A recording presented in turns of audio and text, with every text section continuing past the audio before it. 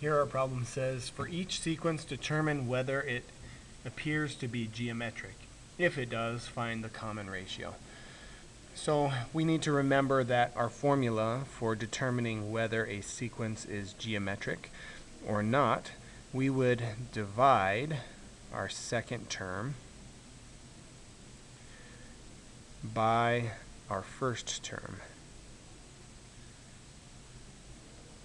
And then, once we get that ratio, we can multiply that ratio by each of the terms to see if the product of that if the product is the following term. And I'll show you what I mean there.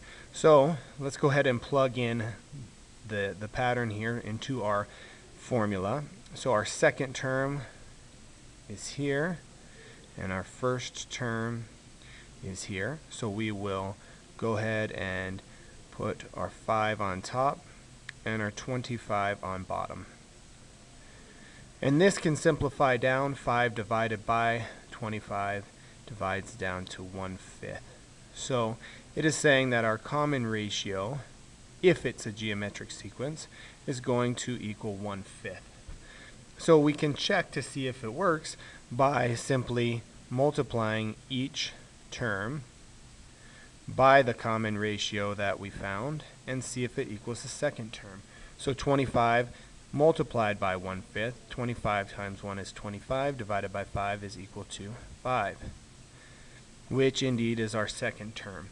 So when we do that to the second term to see if it is a pattern, we multiply 5 by 1/5, and we get 5 times 1 is 5, divided by 5 is 1, which is our third term. So here we see that we have a pattern. It is a geometric sequence, and our common ratio is 1/5, meaning that you multiply the term by the common ratio, you will get the subsequent term in the sequence.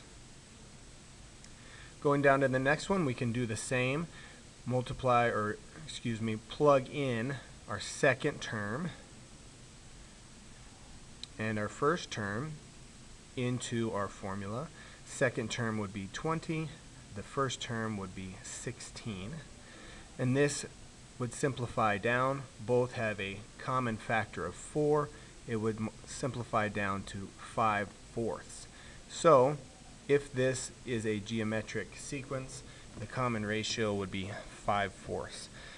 So we'll take the first one, 16 times 5/4.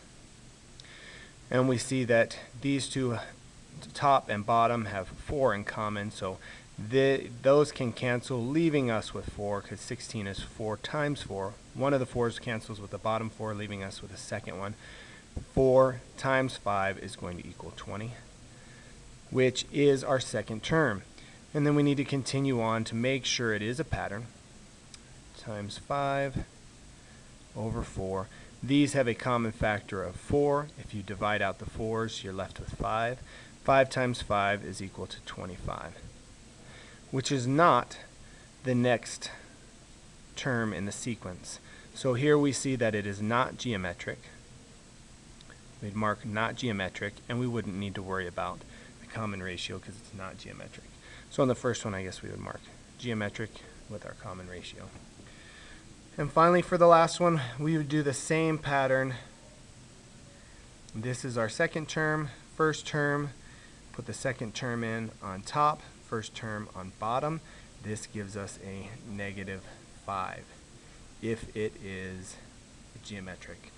And we would go ahead and put our first term times -5 equals a -10, which we see as our second term.